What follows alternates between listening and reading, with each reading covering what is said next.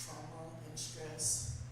And sometimes as we're doing the work of repair, one of the things that we discover is that the cycles of violence have not ended. Cessation has not occurred. And there we are trying to do the work of repair in the midst of ongoing harm. And there's a dynamic for this. It's different from trauma. It's added to trauma. It's something that we call moral injury. And just as there is a scale for PTSD, there is now a scale for moral injury. And you can take a workshop in moral injury for healers, clinicians from the psychiatry department at Duke. It's coming up very, very shortly. So, what are some of the things we can do? Some of the folks have been seeing me passing out these blue balls, and I really wanted to take one out and bounce one here. But we have a lot of cameras around and an ancestor altar, and I'd be very nervous about doing that. But the fact is, if you bounce a ball between yourself and someone else, you will release stress. There's neuroscience behind this in the work of Bessel van der Kolk, and I've used this with clinicians. I may be the only literature professor you know who holds the rank of professor in a family and family medicine unit. I'm a professor at Eastern Virginia Medical School, working not with patients but with doctors, and with people who suffer chronic stress and chronic incident stress. So, if I may, in Kiji. Oh, my goodness. Oh, I don't. Oh, thank you. Oh. Yes.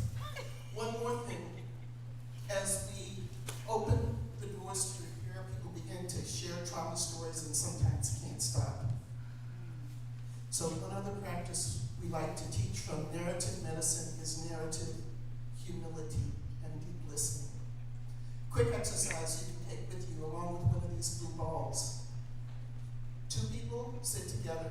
One person tells their story for 10 minutes. The other person listens.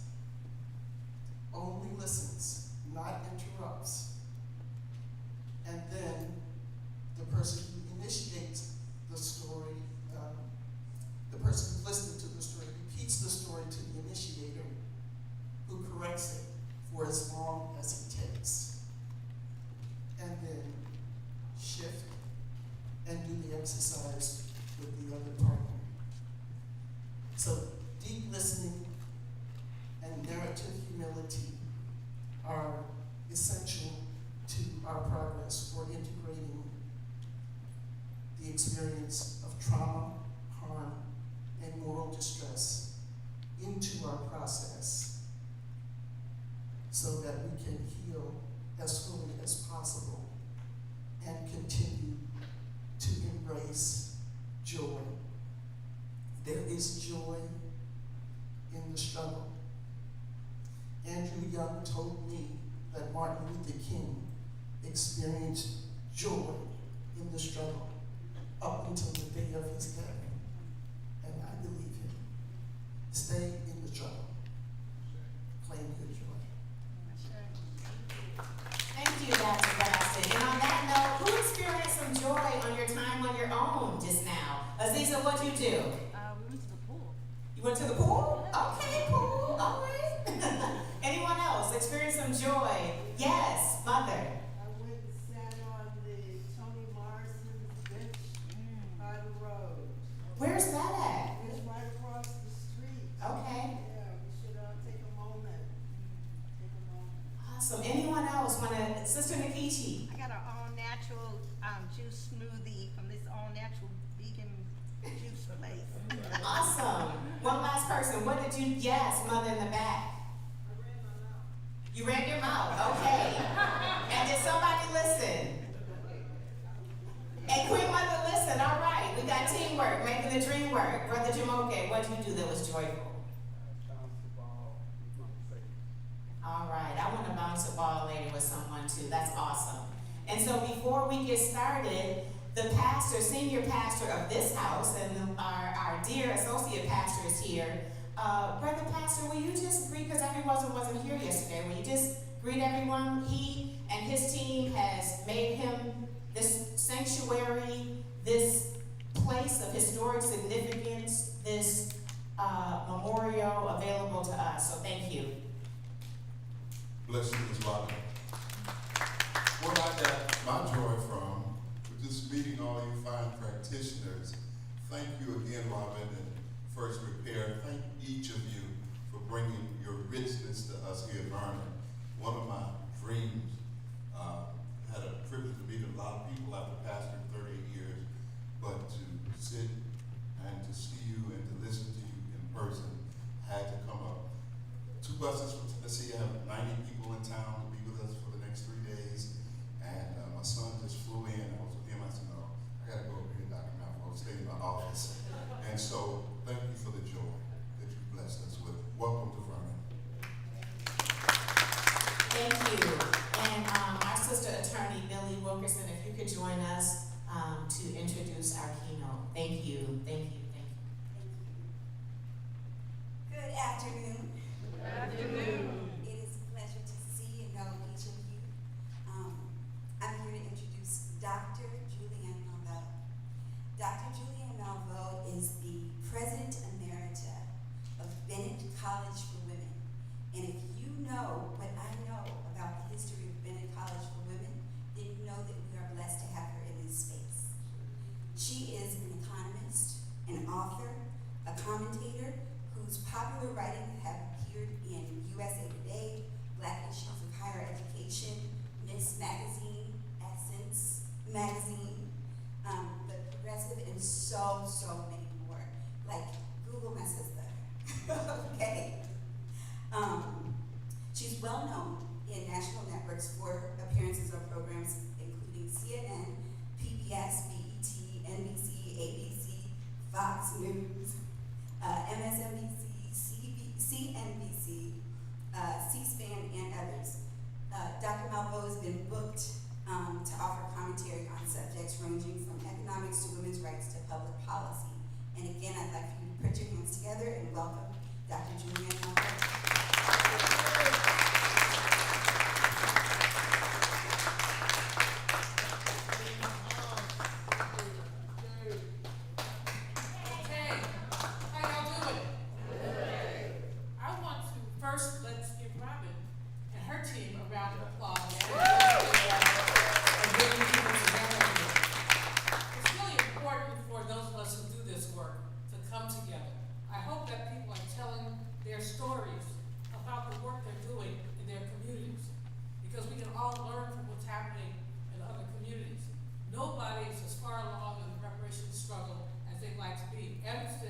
Did the work, and now I'm in church.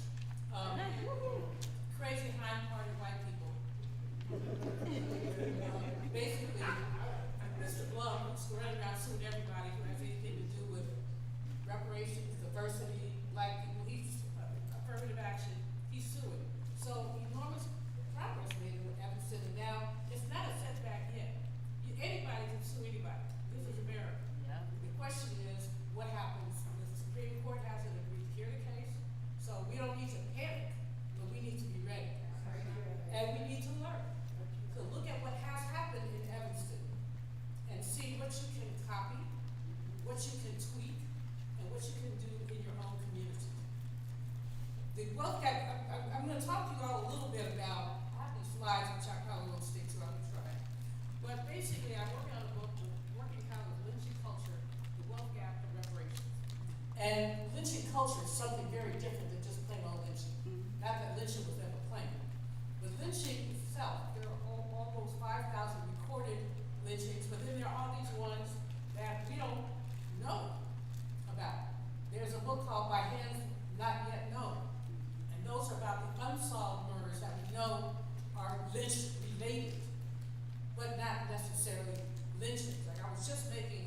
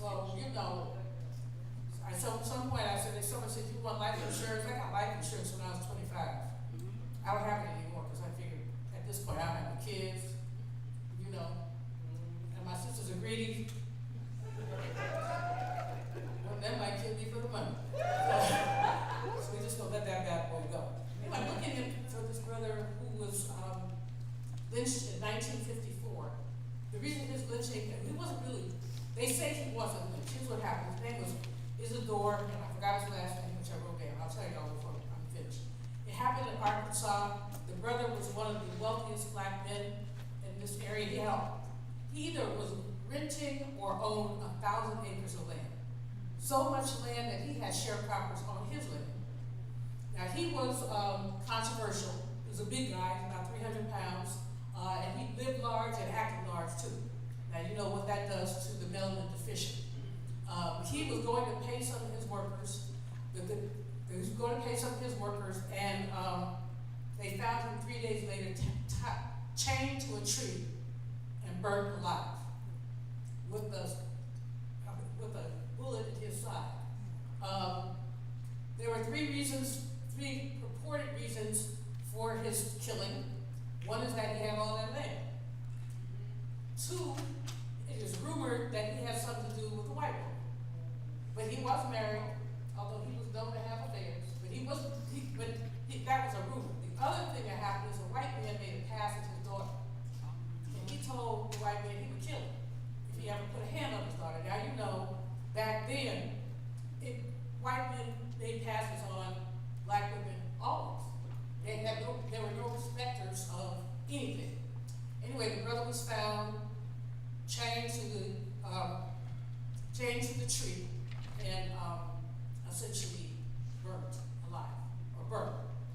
Now, he was such a big dude that they wondered whether they had moved him because they couldn't figure out how anybody could have chained him to the tree.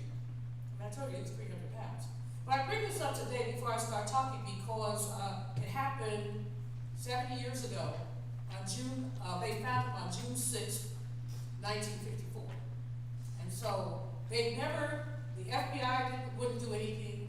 They never investigated our deaths at all. About 5 years ago, some people started putting signs around the part of Arkansas where he was from, saying, "Do you know what happened to my father?" Because his son still lives. All the court records have disappeared. So there's no record that he ever had to be there. So, but this is this trick bag that we're in. So the book I'm working on is called Lynching Culture, the Wealth Gap, and Reparations. Lynching culture is greater than lynching, because lynching was not just about hanging one person. Lynching was also about frightening a community, making sure that we didn't do whatever that they wanted us to do. I've got a slide down here, so if I can find it. I may flip it around because I do that from time to time. Yeah, here's my don't you dare. This is the. We got don't you dare, don't you dare, don't you dare. I got it. Okay, the one that says don't you dare. Yeah, it's there. Great. Okay, so this is what basically lynching culture imposed. Don't you dare have agency to your own body. Don't you dare earn too much. If you earn too much, you became a problem. Don't you dare own or accumulate. There are many, many cases where people, just because they had land. There's a case in 1893 in Florida, Texas. It's Paris, Texas, where two brothers were asked to sign over their land. You know, this is capitalist America. How you just gonna ask somebody, give me your land? And they said no.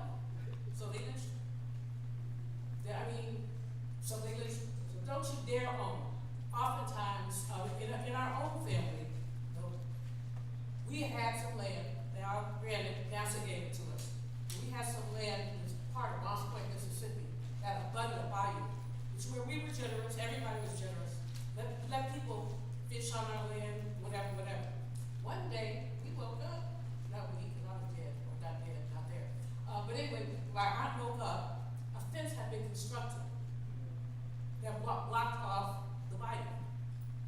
Now, it was ours. After about 30 years of struggle, they named this area Hawkins Lane. Hawkins is our family name. So they named it Hawkins Lane, but we never got the land back or anything else, and we got 3 missing cousins. Then no one ever, and my Auntie Anna Mae said the thing she couldn't believe is she said she could believe they would leave because they were hotheads. Hot-headedness runs in our family. Those of you who have been around me know I'm not lying. So she said she could believe that they would leave because they probably talked some smack to the white person, and then figured they had to leave. But she said she could never believe that they would never be in touch with their mother.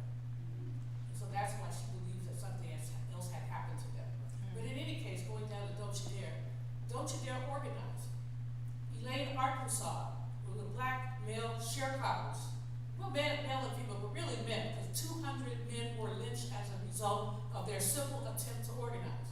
The rumor went around that a communist white person had come down to Elaine, Arkansas to help these farmers organize as if they couldn't do it themselves. And so they were meeting in a church, and the next thing that happened, these brothers were lynched. 200. It's probably considered the greatest mass lynching in the United States. And don't you dare compete with white people. If you compete with white people, something bad will happen to you. In the case of Maggie Nina Walker, she of course was not lynched, but her grocery store at St. Luke's Penny Market, she was the founder of St. Luke's Bank, Penny Savings Bank. First black woman to found a bank in 1902. And by the way, there was a white woman who founded the bank, but it's because her husband died, she got it. So that's a different thing than the sister founding the bank. But anyway, when she opened the People's department store, white people actually wrote suppliers and said, don't give her any products, and if you give her product, we will buy from you. And so the store lasted a mere 7 years, a powerful 7 years. She was the first time black women in that area, this was in Richmond, Virginia, it's the first time they could work. Our sisters didn't have to be maids or basically tobacco manufacturers. They had other opportunities, both with her bank and with the department store. But it only lasted for 7 years. So don't you dare compete with white people. The first lynching that Ida B. Wells wrote about was the lynching of the owners Tommy Moss and his two friends at the People's Drugstore. The People's Grocery was called. People's Grocery. Sisters couldn't go to the regular grocery store without having some altercation with a white man. Usually he might just put his hands on her. He had something smart to say, talk about her dress. They didn't like going there, but it was the closest store. So People's was started about a block from the white man's store. So you know what happened. People started going to the black store. Well, you know what happened. If you know the story, because it's part of our history. Two boys, a black one and a white one, got into an argument over marbles. White men went to the store with guns over marbles. And there was a back and forth, but brothers had guns too. So somebody got shot. He didn't get killed, he just got shot. You know, I mean, anyway, sheriff went back the next day and they lynched those two brothers. Tommy Moss's last word was, "There's no justice in Memphis. Go west." So but this the root of this was economic competition. And the term that I also like to use a lot is economic envy. Just we can't have more than they do. I remember when Bob Johnson tried to buy U.S. Air. Anybody old enough to remember that? Bob Johnson had all that money. He tried to buy U.S. Air. The congressional hearings are ignorant. I mean, you would think, is this Congress? Are they going to serve fried chicken on the plate? Wow. Yeah. Members of the United States Congress. But the bottom line was he was not able to acquire the airline. And he went on to do other things. I mean, he has hotels, he has stuff. But that was economic envy again. Whenever we accumulate too much, you get a whole series of ugly statements about the fact that we accumulated too much. And I should go back and order. Actually, I'm not going back because I don't know how. My friend up there would help me, but here's the basic thing that I'm dealing with in terms of my life. Enslavement led to lynch culture. Let's differentiate lynching from lynch culture. Lynch culture, which just basically made us all frightened. Lynch culture prevented us, as I listed, don't you dares. Lynch culture suppressed our ability to accumulate. Many people were afraid to accumulate. Many just had their stuff taken from them. And so we end up with the wealth gap. And so and the wealth gap is the basis of the reparations argument. There is a wealth gap that developed because of deliberate public policy and deliberate intimidation. And so reparations is the way to deal with the wealth gap.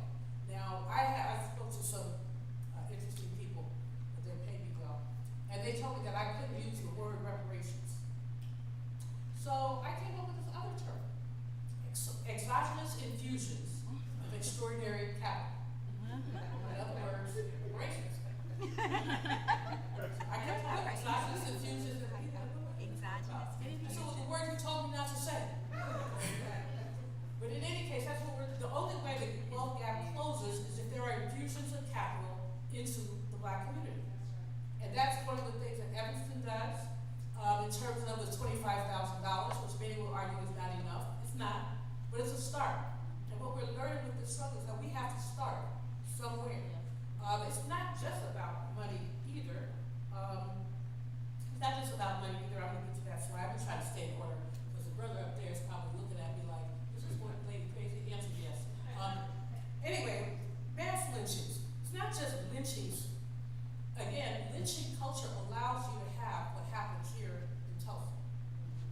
Lynching culture allowed the first mass lynching that we saw, other than the lynching of the people who rebelled with Denmark, Vesey, and Nat Turner.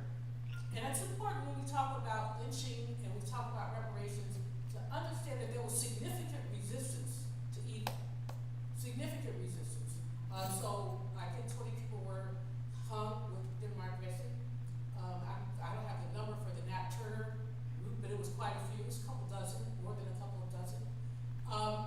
The next map, so before Tulsa, we had Wilmington, North Carolina, which was also a very interesting case where Wilmington was literally so, quote, equal that black and white dock workers made the same amount of money. Now this set a tone, actually, for economic envy. So what ended up happening in Wilmington, there was an election. The Democrats were the bad guys then. Might still be bad guys, but not completely. But anyway, the white, they called themselves the red shirts. They preceded the KKK. And they used to run around with their red shirts on, intimidating people. When they saw that black folks and Republicans had made a coalition, the red shirts decided to run all the prominent black men out of town. So about 60 of them were rounded up, put on trains. They had to leave everything they had. They just put them, and then they came and got their property from their wives with falsified documents and other things. The number of black businesses in Wilmington went down by a third, like literally overnight. But in any case, that was I consider the entire summer of 1919, which is called the Red Summer. Source in Chicago, we had, there were almost 3 dozen incidents of mass lynchings. And of course, Washington, D.C., this brother's just sitting on a train minding his business, the child, and they pulled him off. And that caused a delay and went on to be one of those uprisings. And then, of course, there's Tulsa. And after Tulsa, there was Rosewood. Now, what's interesting about all of these, not all of these, but certainly Tulsa and Rosewood were built on lies. In Tulsa, Dick Rowland and Sarah Page, Dick Rowland was a 19-year-old shoe shine boy. Sarah Page was a 17-year-old elevator operator. He bumped into her. But a white man observed it and ran back and said that Dick Rowland had raped Sarah Page. And the newspaper had a title, "To Lynch a Negro Tonight." And that we see what happened. We all went on the tour. Y'all have read about this. It's very, very tragic. Rosewood was, Sarah Page and Dick Rowland have disappeared from history. But Sarah Page was pressured to say that she was raped, and she refused to. She would not say that, even though there are some who say they offered to pay her to say it. She would not. Dick Rowland's adopted mother believes the two of them may have had some kind of a relationship. Again, there's no proof of that either. But we do know that neither of them could be found right after everything happened. Rosewood is even more evil because, okay, I'm in church. Jesus. God, okay, the white woman was a loose woman. I was about to say, you know what? But she was loose. God was working with me. Ain't finished with me yet. Yeah, this may be the longest presentation I've ever given that I didn't curse. Y'all don't curse in church. But in any case, in this case, the woman had a lover. Her husband had a good job, and he was gone all day, every day. The thing that's interesting about this is the fear that anything imposed on black people. So there's a book about Rosewood where the white journalist found a man whose great aunt lived next to the woman, the loose woman, and she knew exactly what happened. The woman would entertain her lovers while her husband was at work.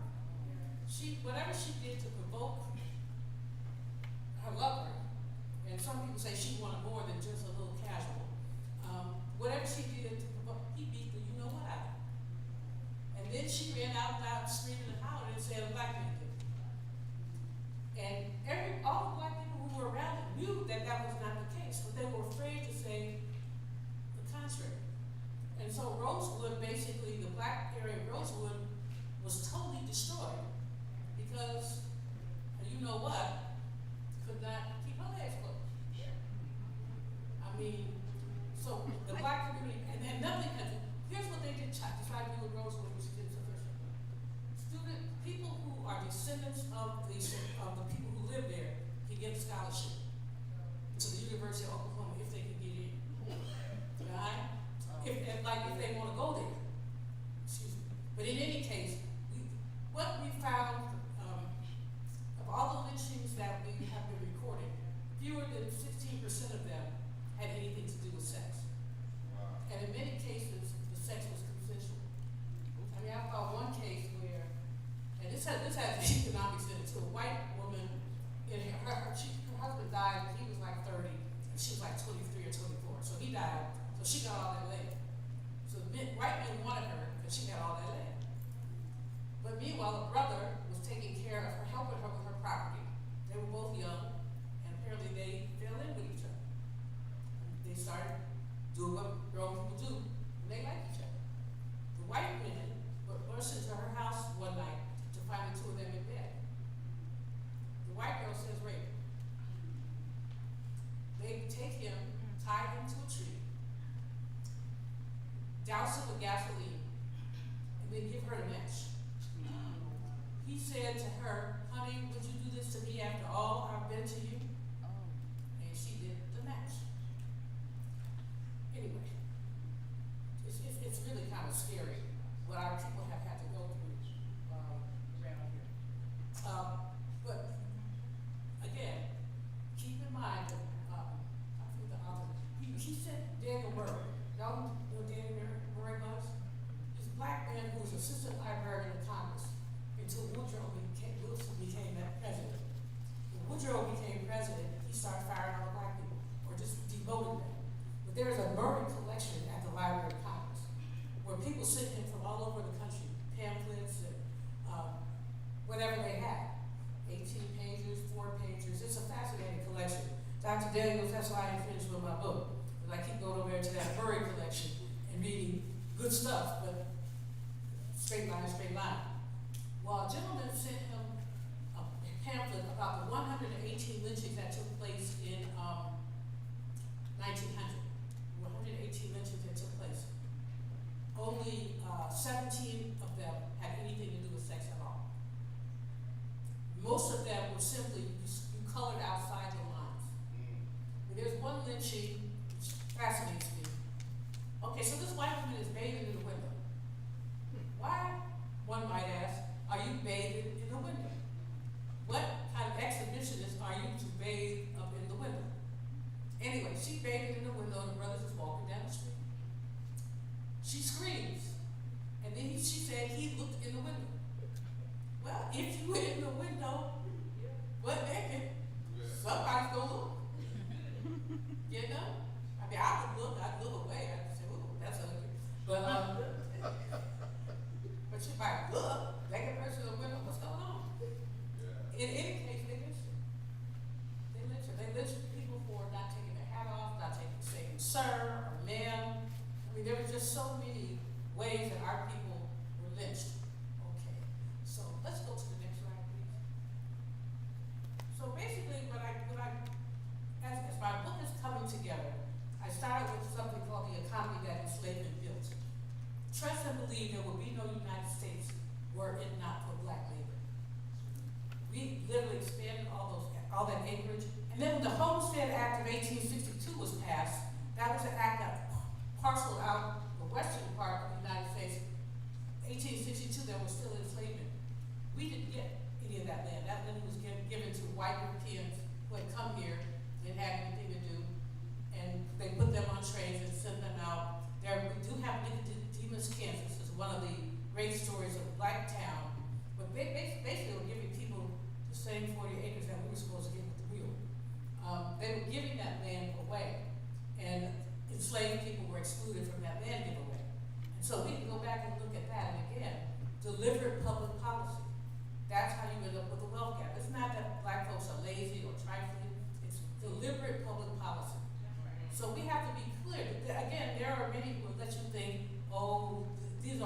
forces. You have market forces that were designed to exclude Yeah. black people. That's it. Not market forces, just market forces like supply and demand and da-da-da, the mess they taught me at MIT. But instead, we're looking at deliberate interventions, ways that we were prevented, and you can go through, essentially some of the laws that prevented us from owning certain tools. We can look at any number of things that suggest that we were basically deliberately taken away from markets. So, we built America. And what's interesting though is that in at least 5 states in 1830, the black population exceeded that of the white population. So then it's like, so how do we control all these crazy black people? Because they're not gonna take this mess forever. So how do we control them? So that's how we began to get the slave codes. After enslavement, it was Jim Crow laws that prevented all kinds of things. So the laws that were passed basically disenfranchised us. In 1866, Mississippi had a voter convention for only white people. Black people were not allowed to come. And we see the roots of that continuing.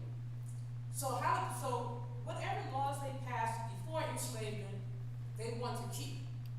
They wanted to keep that level of control. And the way that they kept that level of control was through laws that prevented our ownership. And that also said of the, let's see, next slide please. Okay. Well, I know what it says anyway. But basically, the Dred Scott decision by Roger Tate, a Baltimore basis, said that blacks have no rights that whites are bound to respect. 1854, Dred Scott. No, 1857, sorry. Dred Scott. Blacks have no rights that whites are bound to respect. It didn't say black, it said Negroes, probably a small end. But in any case, so lynching culture is the outgrowth of the economy that enslavement built. And again, the bottom line on lynching culture, next slide please, is that, you told me how to do this and I just won't do it. I'm sorry, sir, but you're gonna have to help me. This is my excuse for everything, y'all. I'm 70. Young girl. I'm a good looking 70. But I'm 70 nonetheless, so whenever something occurs that challenges, I say, but you know, I'm 70. I never knew that old age was gonna have all these purposes. But in any case, essentially, they want to keep that culture. And the culture was a culture where they could do whatever they wanted to us. And there's so many lynchings that you shake your head when you read it. Because it's frightening what we're learning. But what we're learning is that black achievement, your grandma probably told the same thing, mine did, the tall bell is knocked down. So that there is a culture to resist black achievement. There's a culture to resist black accumulation. The Isidore brother, I mean, he just had too much. But there are a couple others that, well, I mentioned Elaine already. Anthony Crawford's case is of special concern. Anthony Crawford was a black man in Arkansas, who, either Arkansas or Georgia, but who had 400 acres of good cotton land. That's how they described it, 400 acres of good cotton land. They also said that he was a wealthy Negro and arrogant. That's how he was described in the newspaper after his death, a wealthy Negro and arrogant.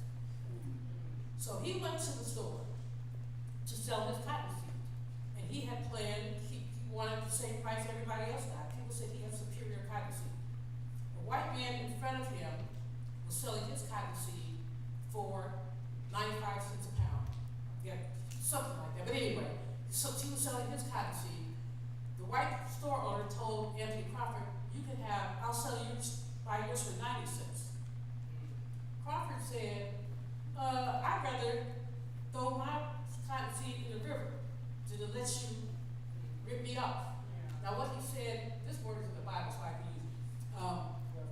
He said, I would rather throw my damn cotton seed in the river than let you have it. He was immediately arrested for cursing at a white person. Wow. There was a law against cursing at a white person. So he was arrested for course, he had a white person. He went in his pocket, see, he was arrogant, but I love him. He put his hand in his pocket, he said, what's the fine? The guy said $15. He said, here. Because he had $15.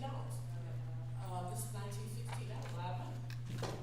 So in any case, before he could get off the store's property, they lynched him. And they hung him off a telephone pole and left him hanging until his body decomposed. Two white men who were his competitors, who were his competitors in Platteville, were appointed executors of his estate. And they were able to, they told his family they had a certain number of days to get off the property. Wow. So his wife, his children, that was it. And they got his land.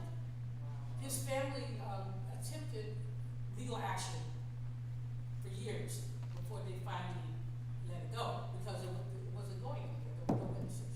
Again, that's economic giving. You cannot have too much. If you have too much, it will be taken from you. Next slide, please. So, in 1870, black people had, was it 16 cents? 16 cents for every dollar the white people had, 1870. So we just had a half a decade of emancipation. By 1910, that went down to, wait a minute, I got it backwards. Basically, we cut the wealth gap in half between 1870 and 1910. So going from having 36 cents down to, 16 cents. So the other way around. 36 cents to a dollar to 16 cents to a dollar. We closed the wealth gap. We closed it literally in half because we were land hungry and we bought land.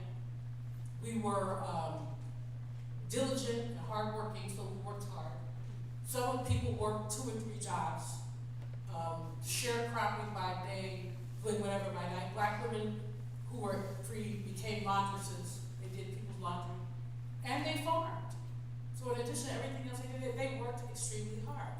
But once they started passing the Jim Crow laws, you see the closing, the widening rather, of the gap, or the gap staying the same. So that today, depending on the data you use, we have 10 cents for every dollar whites have. Or we have 7 cents if you use a different data source. But it's better than it was, but it's still not equal. And so you see the wealth gap either staying still or widening. In addition, we've had legislation, deliberate legislation, that has made it impossible or difficult, more difficult for black people to accumulate. The GI Bill is a great example. The GI Bill basically created the white middle class. But it didn't, basically do much for the black middle class. Only 2 black, I shouldn't laugh at this, it's not funny. Only 2 black men in Mississippi were able to get business loans under the GI Bill in pre-1950. 2. Now you know how many black men in Mississippi served? 2. Few were also able to get college degrees. When a brother went to say, I want to go to college, they would say, you could go to barber school. Because basically the board determined what you could do. If you say, I want to go to Tupelo, no, you can go to barber school. Forgive me, I have a thing in my mouth that makes my diction a little weird. But still understandable. But in any case, so that the GI Bill is a great example of how basically deliberate public policy. White working class people were able to get home loans. Meanwhile, the Federal Housing Administration deliberately discriminated against black people. That's the basis of some of the work in Evanston and other places where redlining, if you could get a loan, which you usually couldn't, but if you could get a loan, you were restricted to where you could live to the black areas. And we know that the black areas were the less well developed. You know that highway access and other things were limited. This was a federal GI Bill. Then I put up there the Hawkins story, which I told you about our family. And the thing about all of this with the wealth gap is so much of it is undocumented. Lots of it is documented, but lots of it is undocumented. So I encourage people to talk to your elders. They will tell you stories. You may not be able to do anything about it, but at least you'll know that our legacy is one of hard work. The reason I call my presentation Surviving and Thriving, in addition to the fact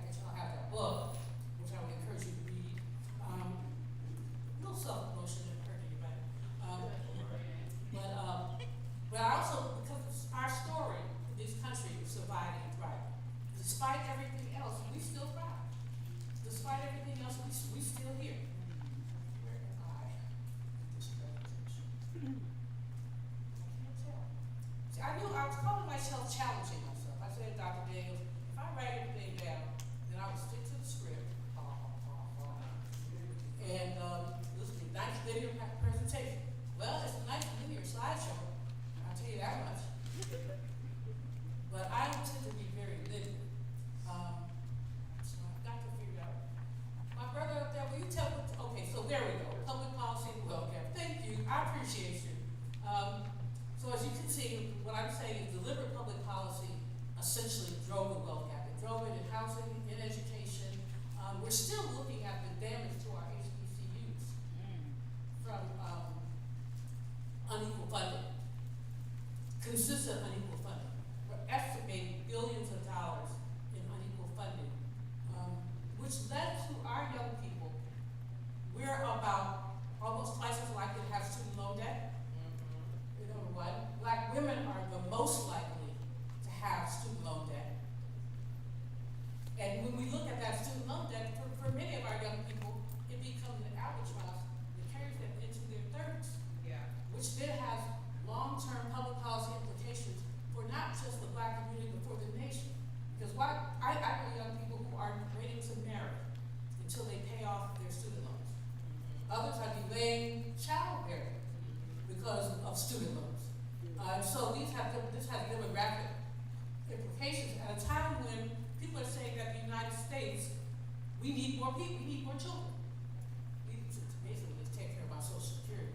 But we need more younger people, and we're not getting it. Robin, how much time do I have? 10 minutes. All right, I believe I can do this. Okay, next slide, please. So there were attempts, so we can't, there were attempts at fairness, but they were poor attempts, and the laws were very poorly written. We would not have the anti-affirmative action stuff going on right now if the Civil Rights Act were better written. We would not have some of the work in terms of minority business, the Fearless Fund being sued, Black women trying to give money to other women, but Mr. Blum and his group say that that's discriminatory. Wow. And so basically, there's a stay. They can't make any more grants until the court hears their case. And they have empowered lots of women-owned businesses, Black women-owned businesses, to basically expand, in some cases, to be established. Next slide, please. So basically, as I said, these are the building blocks: enslavement, lynching culture, the wealth gap, and reparations. And the point with, if no wealth gap, no need for reparations. But there is a wealth gap, a persistent wealth gap, but that's why we need reparations.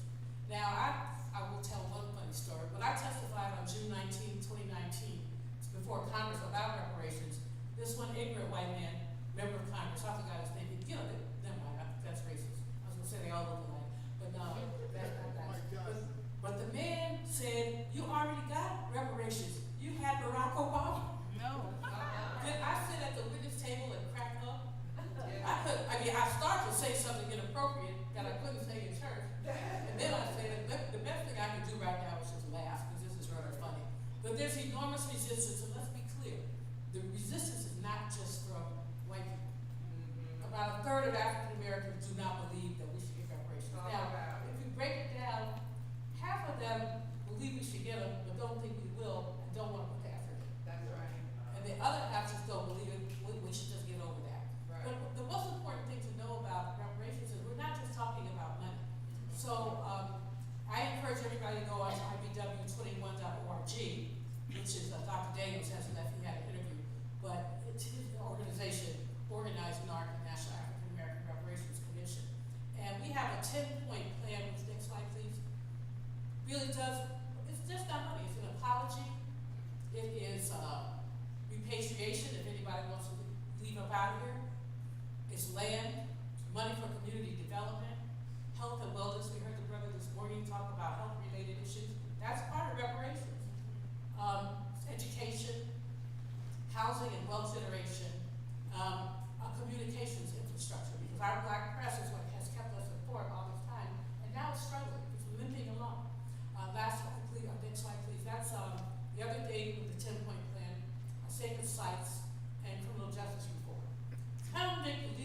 was the #1 form of income in 3 states. So people who were incarcerated basically were rented out. And that became an income source for those states. Yeah. 3 states, it's youth slavery. Youth slavery. Okay, next slide, please. So I know Cam has spoken, and he will probably speak again, and he's the best person to talk about the status of the reparations movement. But we know HR 40 has stalled. It's not going to happen, quite frankly. First of all, with this Congress, you can pass gas. Much less, much less in reparations. So that's not going to happen. But Cam has something, earn the vote, and then postcards are out there, and I would encourage you to take them. They really encourage President Biden to sign an executive order around reparations. Now, the likelihood of him doing that is also low. He's scared of white people. I'd be scared of black people. But he's scared of white people. So, we have that. But in any case, we know that reparations is like the mother lode, but there are more than 60, and Robert, correct me if I'm wrong, but more than 60 jurisdictions, cities, and states that basically have looked at reparations, have studied the California reparations report, 1,100 pages. It's powerful and masterful, and it can be replicated in other places. Next slide, please. Okay, so rooted in lynching culture, this is what I always have closing out. Rooted in lynching culture, the contemporary wealth gap is a function of such a culture, which was, you might think you know, right? Y'all can read that. Established enslavement and still exists today. And so then I have my smart remark from the people.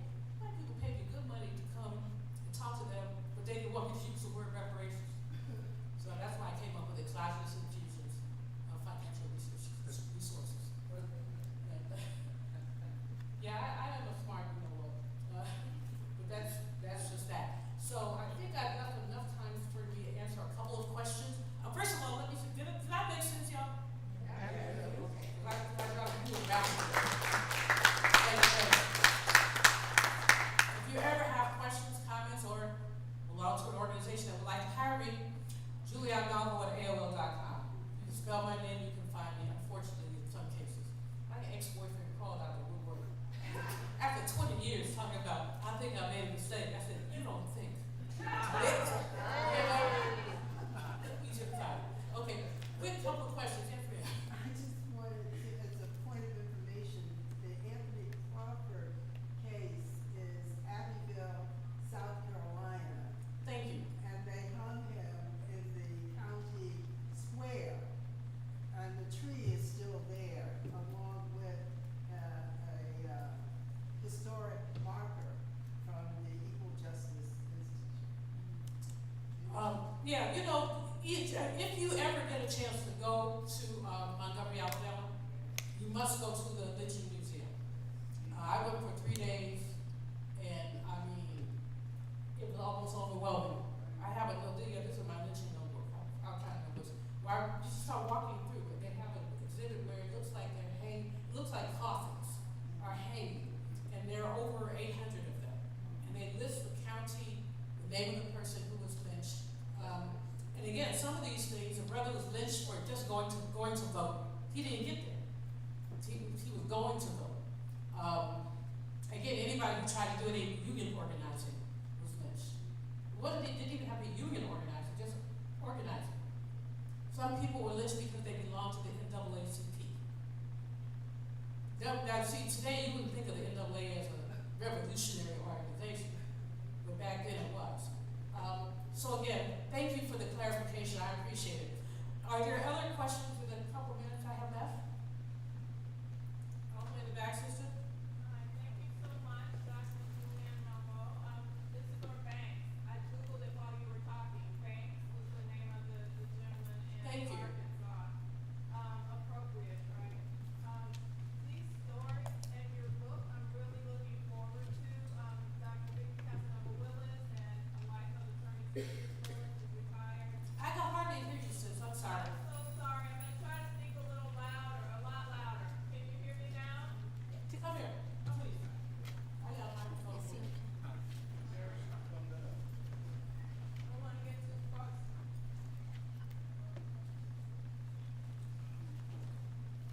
Thank you.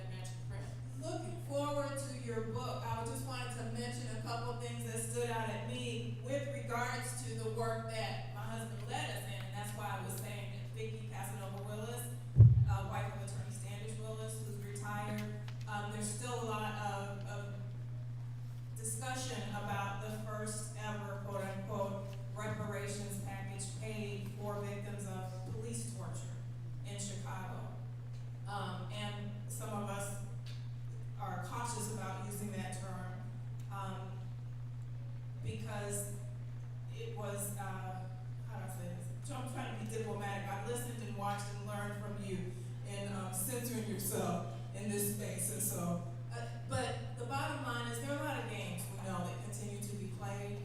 And I wanted to be certain that the don't you dare piece that I saw there just reminded me of situations where we see that even falling short of the technical lynching.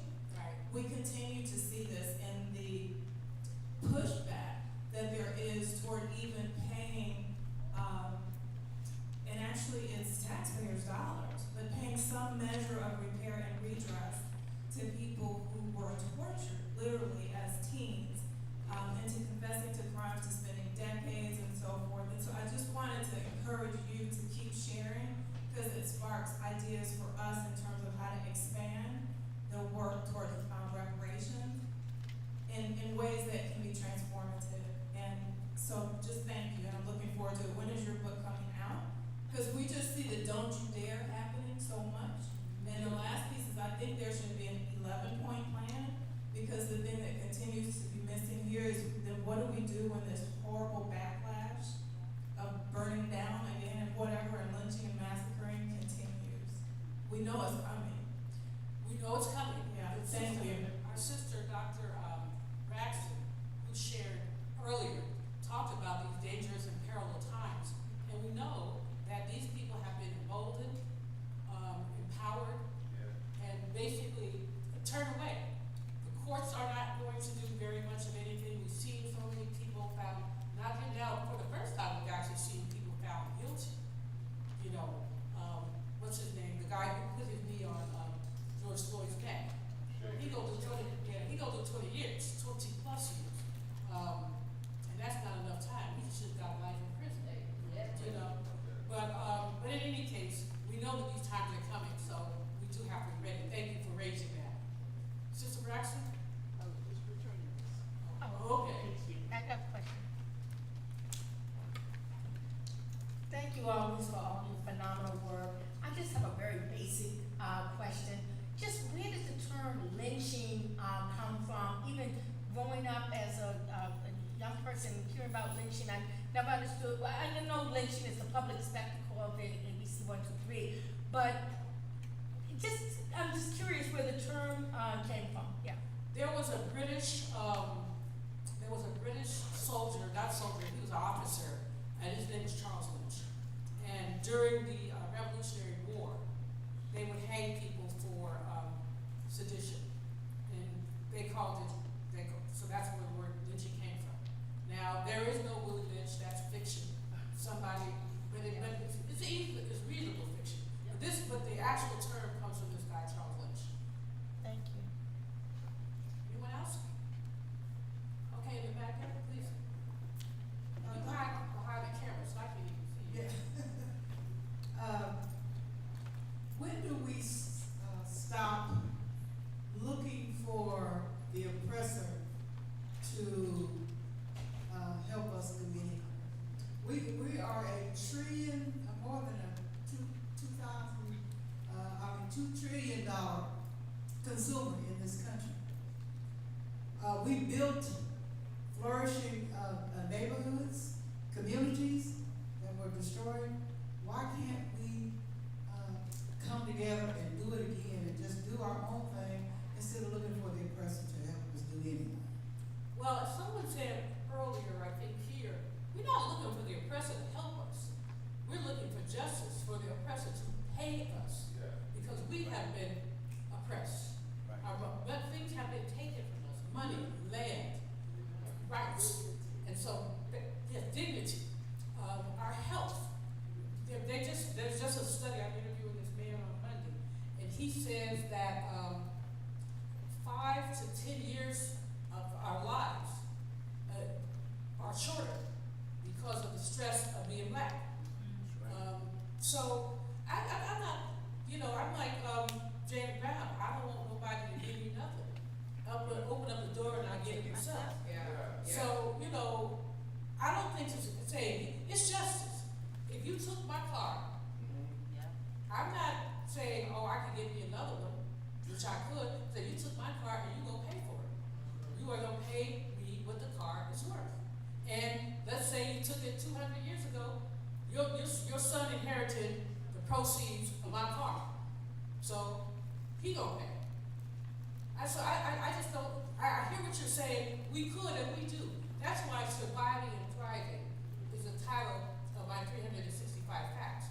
Because well, we have to be clear, here, Reverend, you kind of match with me. But we have to really be clear of that which is owed. And it doesn't mean that we won't build, we have built. We continue to build. Look right here, in Greenwood where we are, and things that have happened here. People haven't given up, and there's so many cases of resistance in the middle of all of this. In the middle of oppression, we find resistance. So, like I said, white folks don't have to give in, what thing. They're in the church. But we do have to make sure that it is understood. What also needs to be understood, because part of the backlash, what we're doing right now, people are trying to erase us. Erase our very presence. 1,600 books banned. Excuse me? And we can go down the list. Any book that says, how can you ban Alice Walker? Toni Morrison. Beyond that, how did you, and then of course anything that has anything to do with gay, they start running, they start running in the other direction. So, fighting for reparations is fighting for repair, is fighting for being made whole, is fighting for justice. And it also is putting our foot in the sand and saying we will not be moved. And it means that we want our young people, our children, our grandchildren, to tell the story, to know the story, and to tell the story. One of the most frightening things to me about these mass actions, both here in Tulsa and in other places, in Rosewood, people were frightened to say anything. That's right. They wouldn't open their mouths because they were afraid of repercussions. So now's the time to tell the whole story. And repercussions be, what? Yeah. Still in church. Y'all know what I mean. Actually, Robert, you students here, I guess you know what that means in music. I run out of time. Thank you all. Thank you so much, Dr. Malvo, for everything. So many years of leadership, radical leadership. Thank you. Brother Will, I need your help. I'm not sure who's phone. Is this your phone, Dr. Malvo? Okay, Dr. Malvo, will you give Dr. Malvo those things?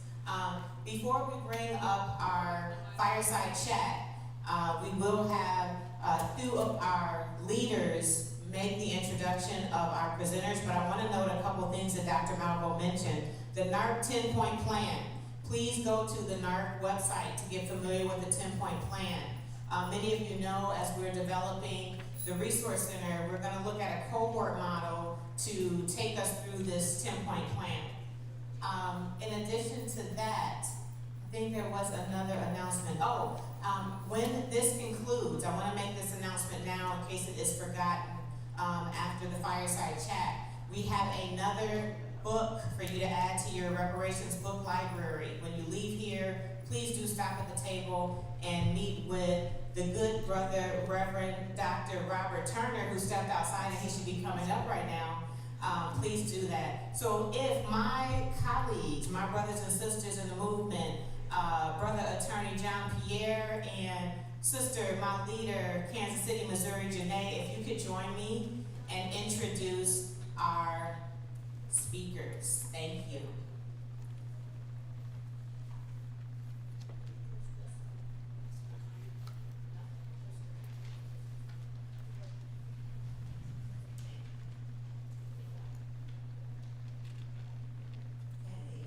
So I'm introducing Crystal Brent Zook.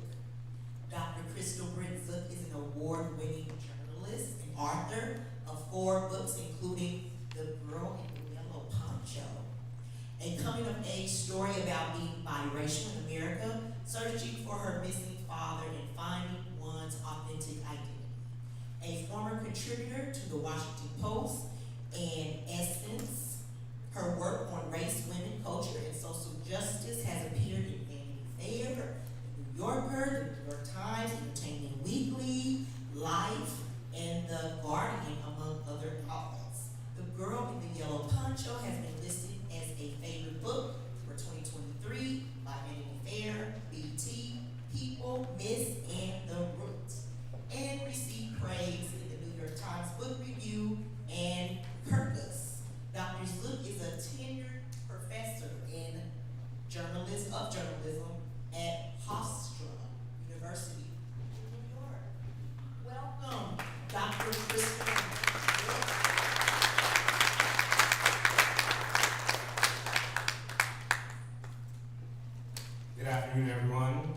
been asked to introduce Reverend Dr. Robert Turner. Presently, Dr. Turner is the pastor of Empowerment Temple A&E Church in Baltimore, Maryland, where he began serving September 26, 2021, continuing his passionate work in support of kingdom building, the empowerment of his parishioners, and outreach to the community, where every month he marches 40 miles from Baltimore to the White House for reparations.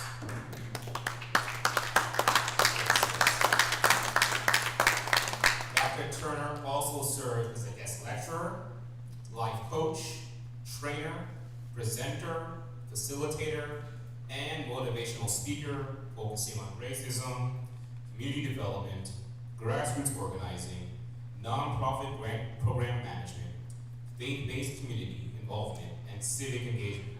And I believe Pastor Turner is also the former pastor of his church, so it's in some ways a homecoming for him. So please give it up for Pastor Turner.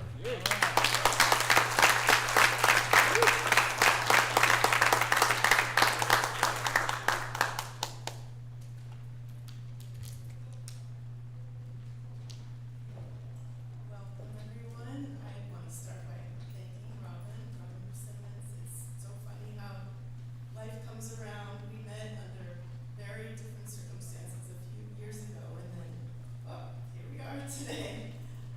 So thank you for allowing me to participate in this wonderful event and for allowing me to be here with Reverend Turner.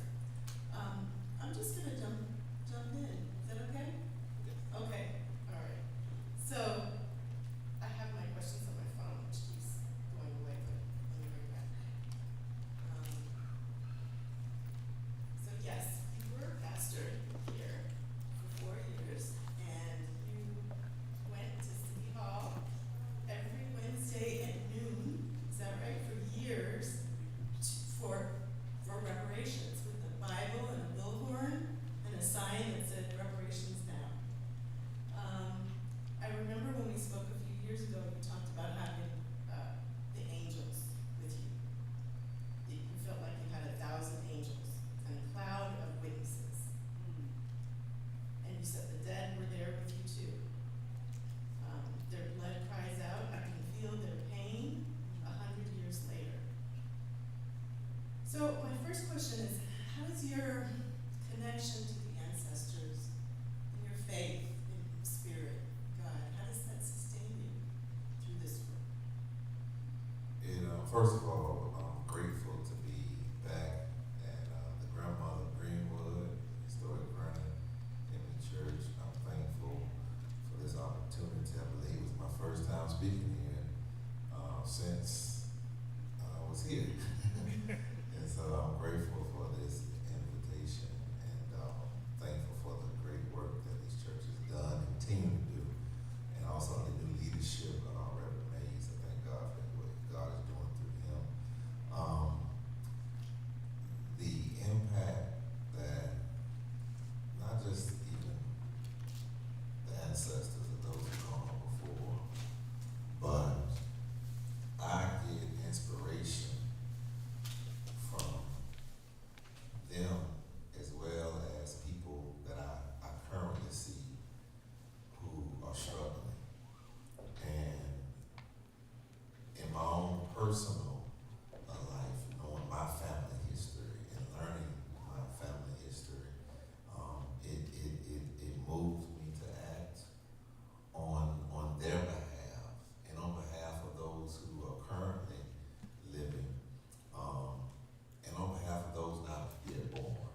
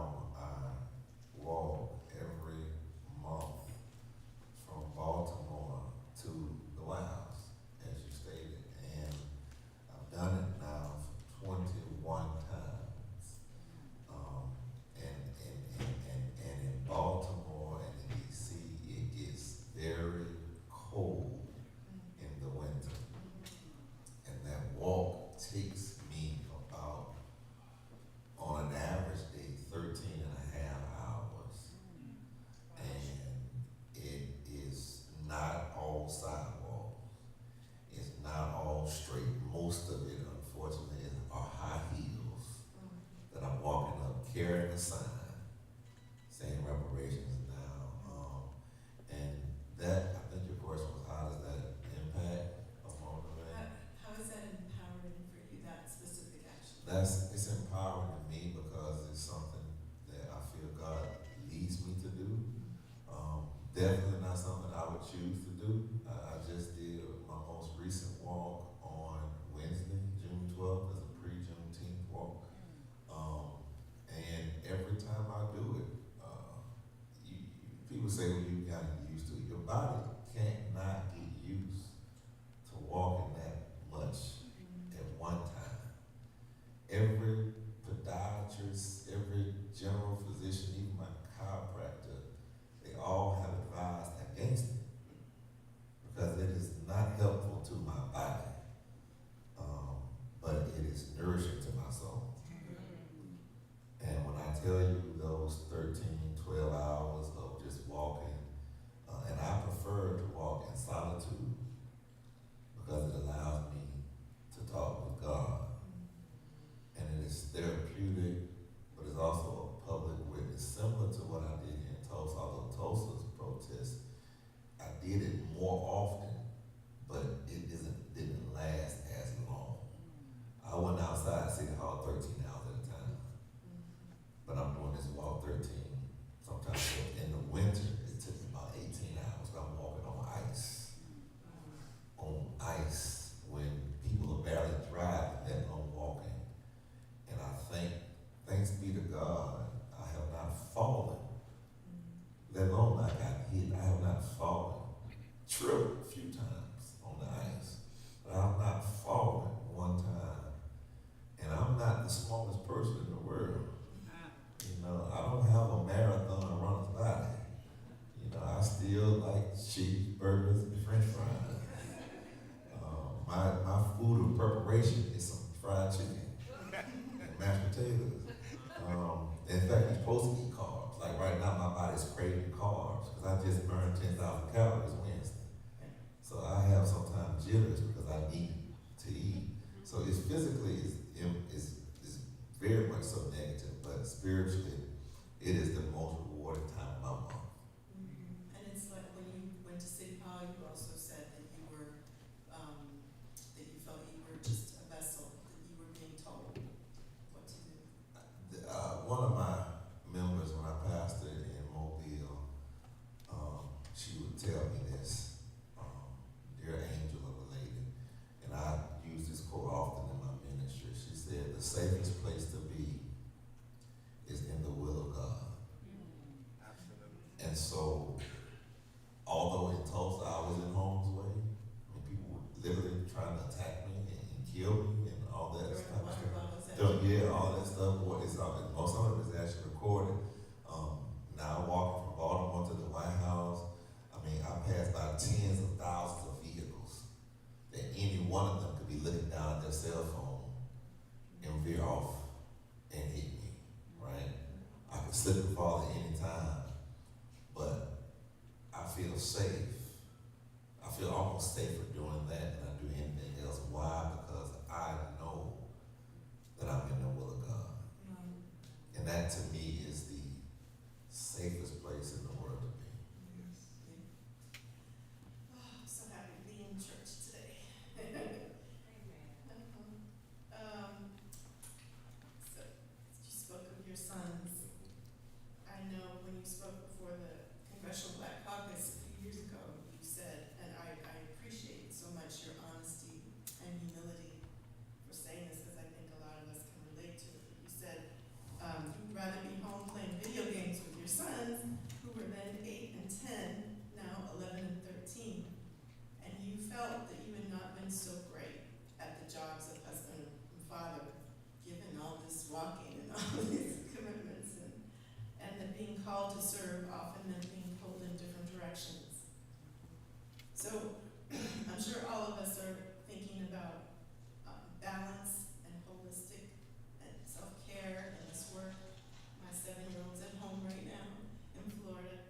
What have you learned on this journey about balancing all of those different needs? I'm still learning,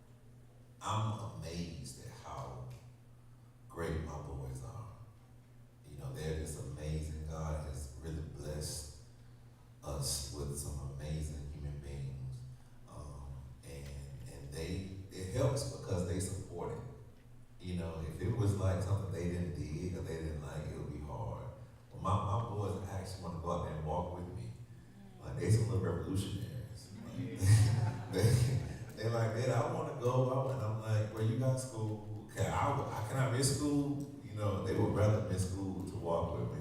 So that helps, but I really don't want them having to walk. That's right. Because I feel like I would have failed if they still have to fight the same battles that I'm fighting. Like, their generation should be fighting for AI repair, you know, like making sure these robots not racist. And the software is not. I mean, really, that's the whole thing. My boys should be having to fight the same battles that we're fighting today. So, but that warms my heart, and I'm very grateful to them. But it is a struggle. It is a struggle. It is a moment that I have, and it makes me want to work hard while I'm working because I know what I'm sacrificing.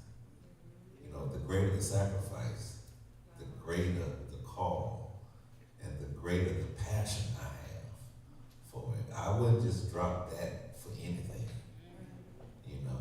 And so I appreciate that question. It is a balance. It is a balance. And one thing I've also seen is that how powerful God is. That I am a vessel, and I am their dad, and I am her husband, but God's grace is sufficient, not just for me, but for my family too. And when I can't, he can. And that's a shout for somebody. When I can't, he can.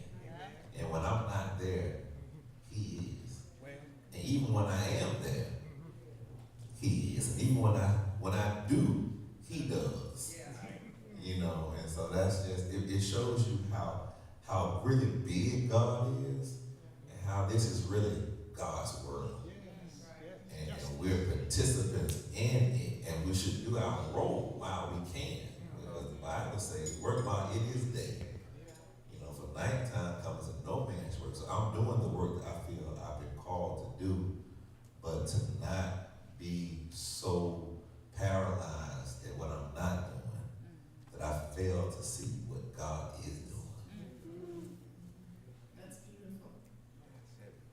And again, I just appreciate so much that you said that as a father, you know, because you hear us mothers saying that often, but it's not often you hear a father saying, look, I'm missing things and I'm sacrificing things.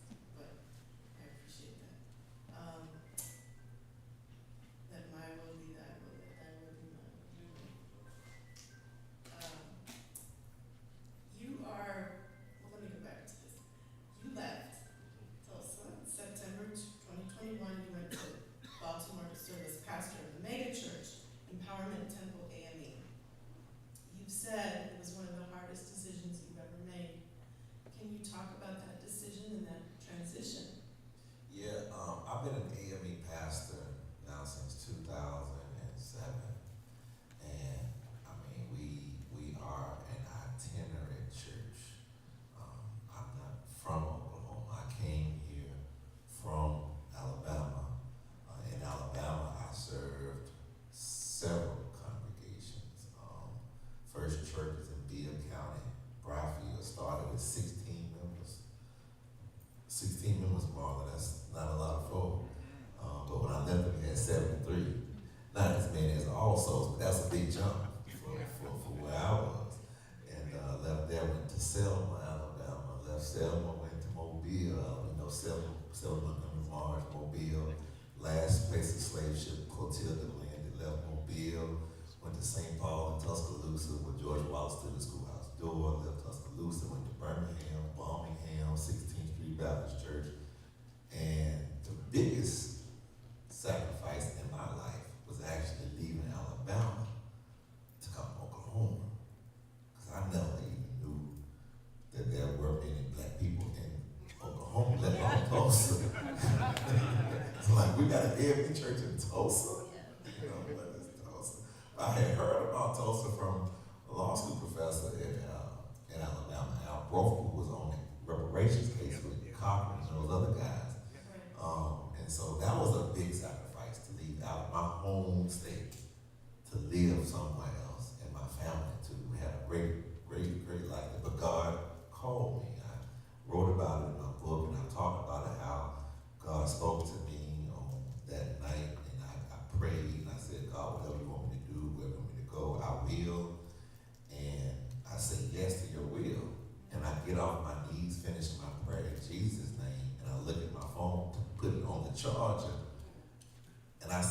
text message from the bishop saying, will I come to his district? I just said yes to God. Yes. And 2 seconds later, I get the question to the yes I just gave. And so I replied back yes, not knowing where I was going. Like, I didn't know I was going to Vernon. I just knew I was going to his district, which included 2 states, Arkansas and Oklahoma. So I said yes, resigned from my job. I was managing a $3 million grant to fight racism in Selma, Alabama, and pastoring church in Birmingham. I said yes. And I didn't know where I was going until I did not know how much I was going to get paid. That's a big deal for me, maybe not for y'all. Until, Brother Freeman presents me with my check after I preach my first sermon. I didn't know what I was getting. But I knew God was in it, right? I knew God was in it. And so fast forward, some 4 years later, I pastored 7 churches. But Vernon became more than just a church to me. It became like a family. Like, I actually love these people. Like, I don't get emotional, by the way, so don't think I'm gonna get emotional now, but it's hard not to, because that's why I'm not looking at anybody in the face. But I actually do love these people. Like, I love them. Like, if they hurt, I hurt, right? So it became more than just a place where I worked. I see you getting emotional. You know, I'm not getting emotional about it. I got some onions and the ceiling fans that mess with me. Allergies, that's it, allergies. Y'all stop looking at me. Y'all making me nervous. But no, I love, not just even Vernon, but I love the people in this community who just, y'all stop the camera. We live streaming. They just open up themselves to me, right? And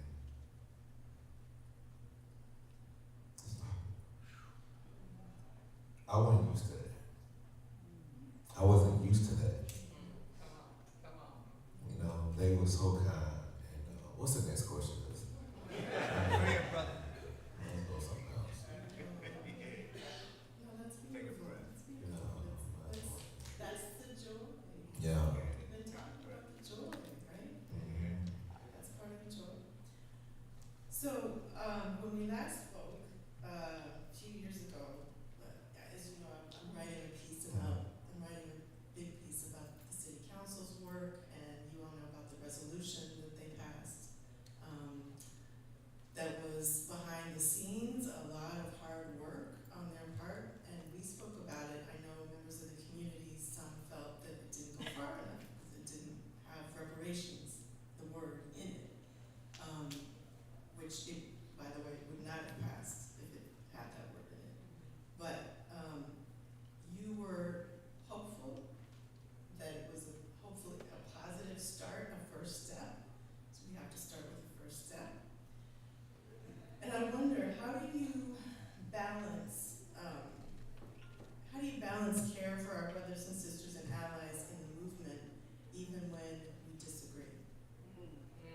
I think that part of balancing it is in knowing that people are human. Right? I love my mother and my dad. It's Father's Day is coming up Sunday. But there are some things that both of them have done I disagree with. I still love them. Right? What I will not do, I will not voice my disdain for them in a public format. You know, I will not air out dirty laundry. I just don't do that. People have done that to me, but I don't do that. I think that when you have a personal relationship, I think if you know somebody, you talk to that body. And I think the Bible says somewhere that if you have aught against your brother, you take it up to them. The second part about that is everybody's not your friend. You may be their friend, but they're not yours. And sometimes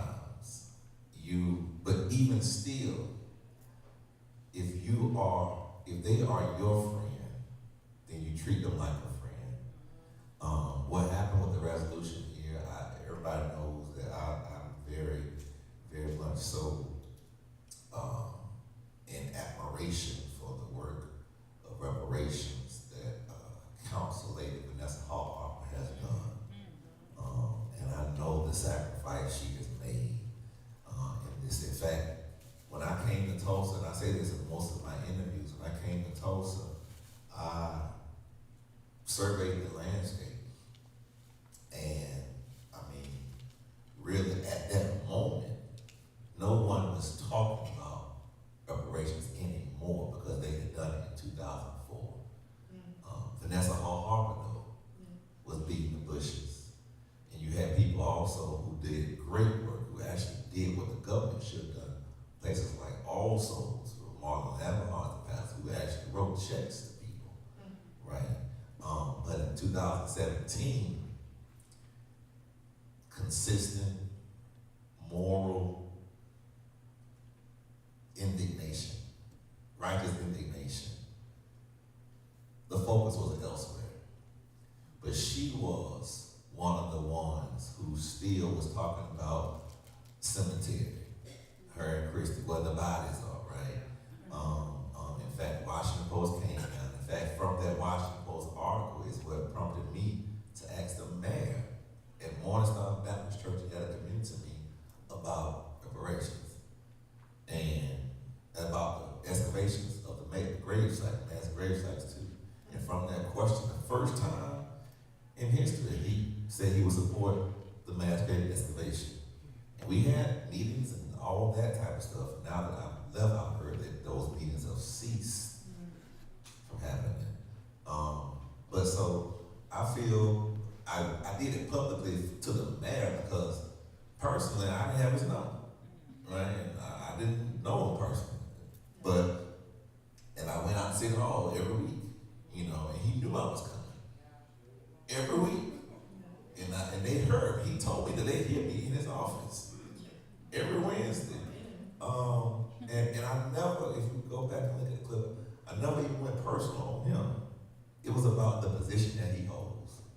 And it's about what the city of Tulsa owes to these victims and their descendants. And it's not, even if nobody was complaining, because I did that before there was a lawsuit. In fact, little known fact, Vernon was the first original plaintiff to the lawsuit.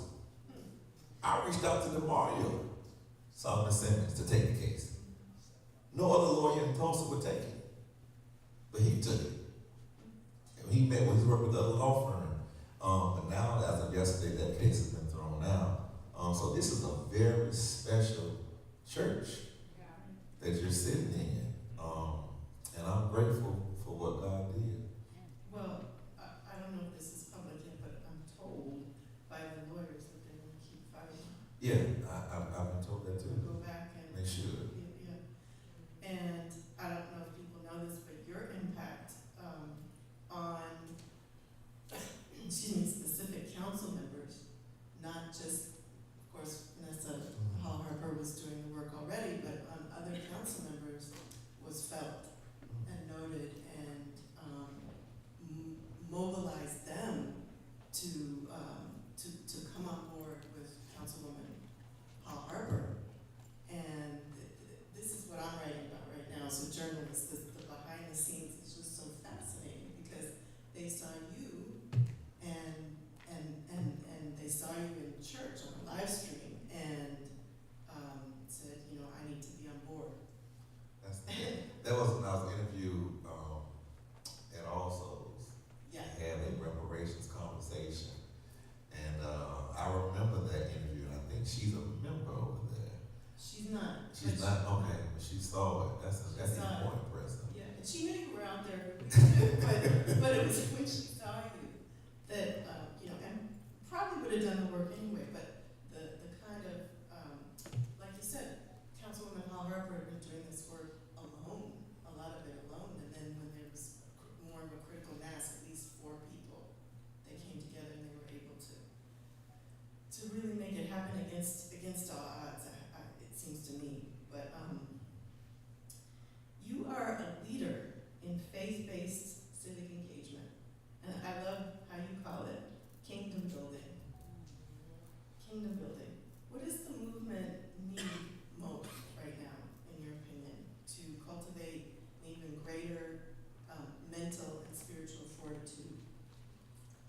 believe first and foremost, as a person of faith, I believe that the movement always needs prayer. We have no political power without spiritual power. All right now. Period. I know what my faith is, and I don't know whatever you subscribe to. The teachings of your faith show you that your spiritual power is the source of any physical power that you may have. Say it again. And if you have a weak spiritual power, you have a weak physical power. And your political power builds on top of your physical power.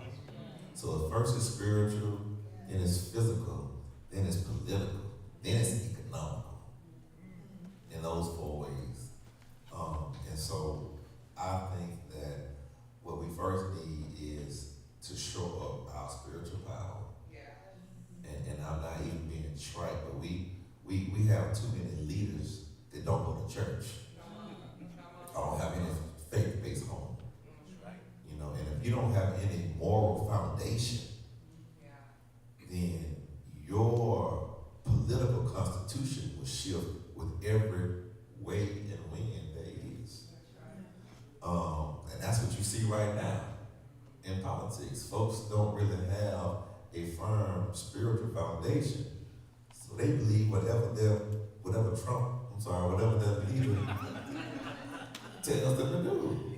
And because they don't have any, when you have a conviction about what you know is right and what you know is wrong, nobody, not even the preacher, can tell you otherwise. When you know something spiritually is right. So I think that we need to show up that. And secondly, I really believe that we need to have a more urgent sense of sacrifice. A more urgent sense of sacrifice. And the third is unity, but sometimes we want people to be unified in our laziness. Say it again. You know, so sacrifice is more important than unity. Because if I'm being united with a lazy person, then I'm carrying all the weight. You know, so before you ask me to be united with you in the fight, what are you fighting? How are you fighting? Are you fighting? You know, and so we have too many people, and I believe in unity. I believe in unity, but we need to make sure that we have a strong sense of urgency of sacrifice. You know, and I'm not asking folks to walk from Baltimore to the White House as a form of sacrifice. I don't expect people to sacrifice as much as I do. I don't expect people to come out to City Hall every week like I did. But whatever you commit to do, whatever the Bible says, whatever your hands find to do, you do it. You do it. And so so spiritual sense of sacrifice, and shared goals, right? We may not have the same means, but we have to have the same end in mind. So those 3 S's. Spiritual, I ain't even mean to do that. That's just how the Holy Ghost works. Spiritual, sacrifice, and shared goals.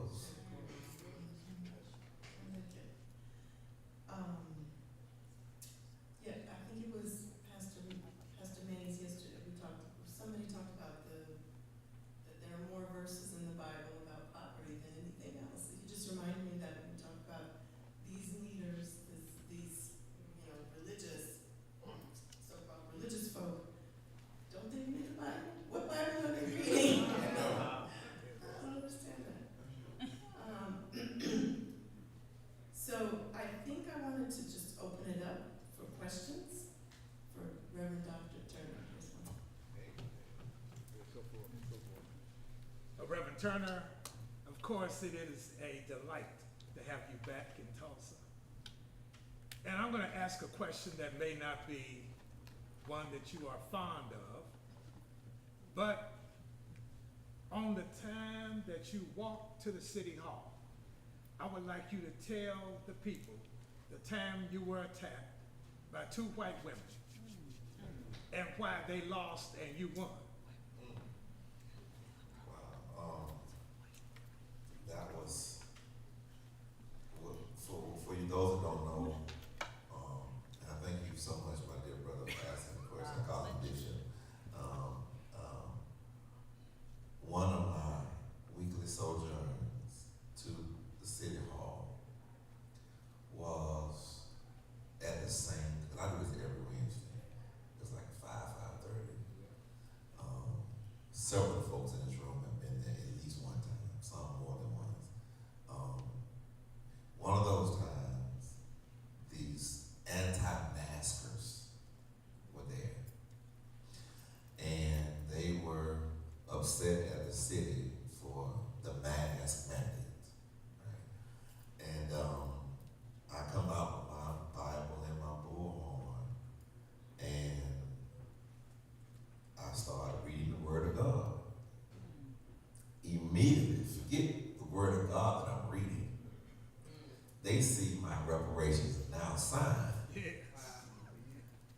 And while I'm reading the Word of God, they start to shout, boo, yell, and Money in your. yeah, one man tried to insult me with money and offered me money. Put it in the book. Yeah. And the first thing, if you know me for 5 minutes, money does not move me. If you want me to compromise and you offer me some food, offer me a nice cheeseburger or some fried fish, I may think about what you're saying. But money, I think you're hungry this every I'm time you always hungry. And I don't like restaurant. I want homemade. That's what I want. But anyway. Well, I just had the greens. So that's not enough food. That's rapid food where I'm from. Greens and vegetables. It's important, but back to the story. I get distracted when we talk about food. He offered the wrong thing. He offered me some money. And I was just like, okay, that's insulting. And I kept reading and I kept teaching. But these people, as he stated, two women came up to me, and one of them actually tried to grab my bullhorn, and another one tried to grab my arm. And at first they tried to, be nice, sweet talk me out of being up there. And once they saw I was ignoring them, they tried to grab me. And I felt so, and I'm 6'6", right? 2 million pounds. And I felt for the first time disarmed. Right? I felt, and it's like something in my genetic code took me back 200 some years to an auction block where we were poked and prodded. It's like I tapped into some ancestor that remembered that same environment. I was at a block. You know what City Hall is? I was standing on a block. And I couldn't move. I could not move. They didn't know it. But I was like, because if I tried to move my arm, I'm a big guy. Just the velocity of me moving my arm out of her hand, she would have fallen back. Right? And that's what we just heard, the culture. If I had told her to stop, now I'm harassing her. So all I could do as a black man in Oklahoma is just stand there. Because when a white woman says anything, they gonna believe them over me, even though it's on camera. So I just had to sit there. And in life, I've learned when people are doing stuff at you and attacking you, if you know you doing what you're supposed to do, you can take it.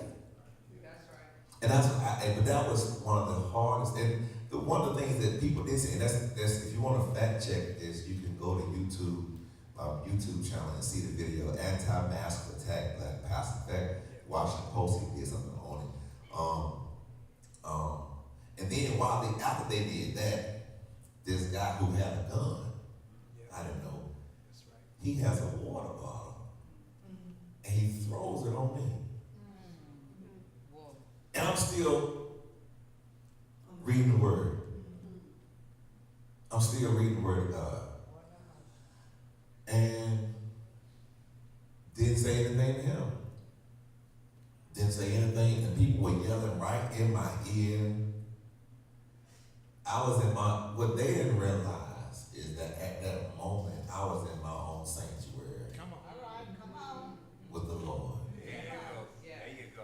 And although I saw them and I heard them, I was feeling so safe that I knew God God was not going to let anything happen to me.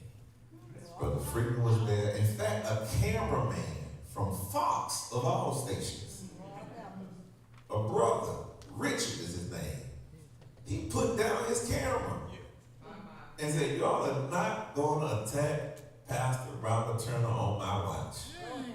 He stood in between them and me. And I thank God for him. I don't know if he's still at Fox today, but what people don't know is that once I left that, so what the Bishop was mentioning, after that, I was encouraged to file, right? People were trying to find who the ladies were. But what I did, when I came back, I came from, left there, got a brother Fred Freeman's vehicle. He drove me back. I came to the church. And I came in this very sanctuary. I came to this chancel rail that's behind us. Nobody in here but me. And I prayed. I didn't pray for myself. At that time, I didn't pray for Tulsa. I prayed for those women. And it was at that time the hardest cry I ever prayed. But when I came in here, I wanted to pray for myself because I had been emotionally, physically attacked. But I was reminded of the scripture. Jesus says, bless those that persecute you.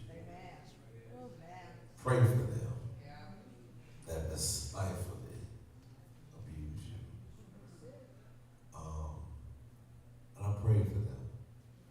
And I had to repent because I didn't want to pray for them. So that was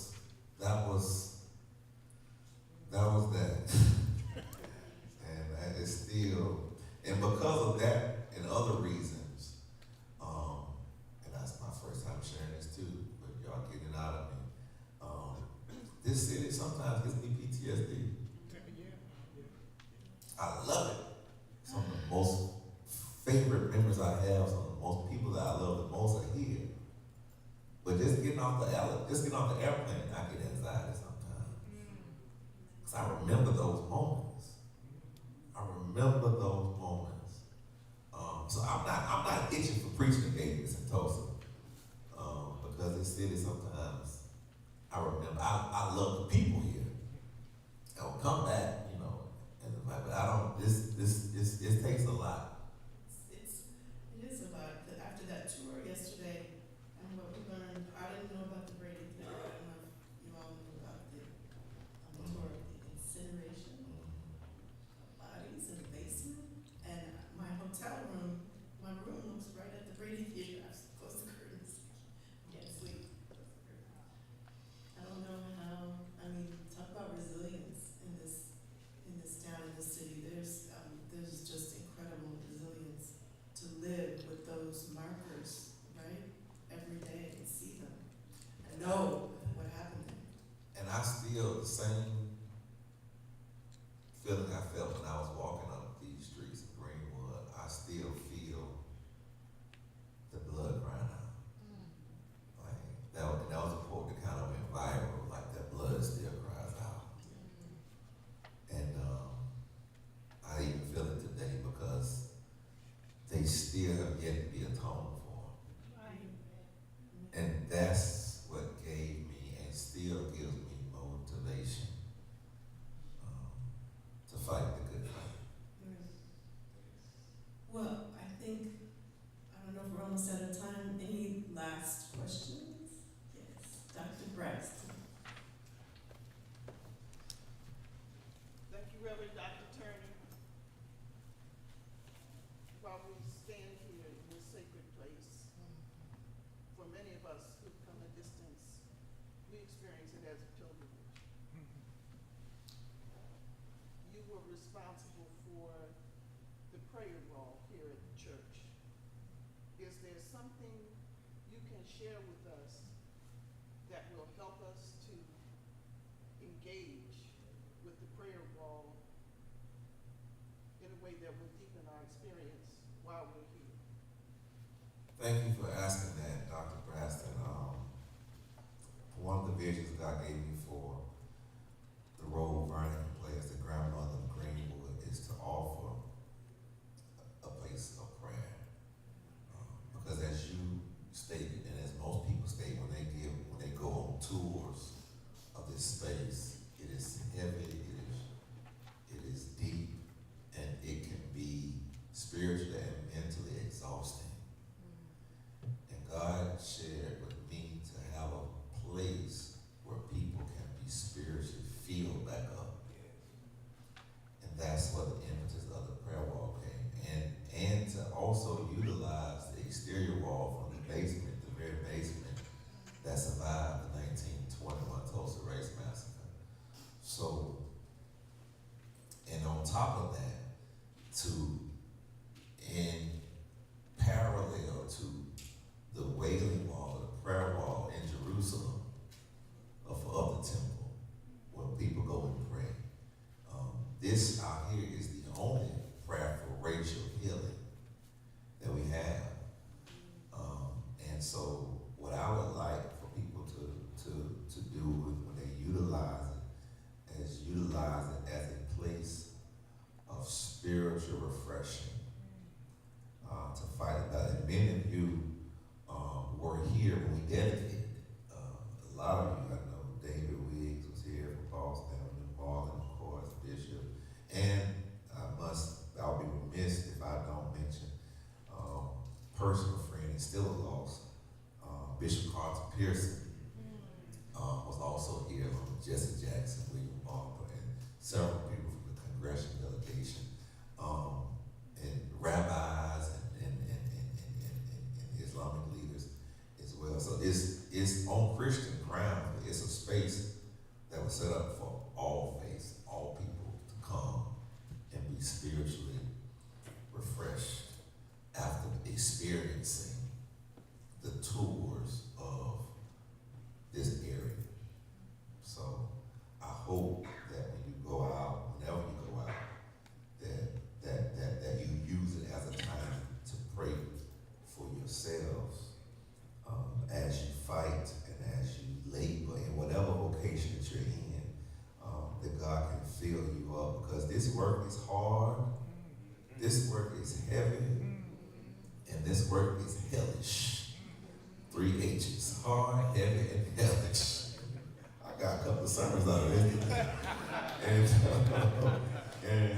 And you need to make sure that you are spiritually fortified to do this work.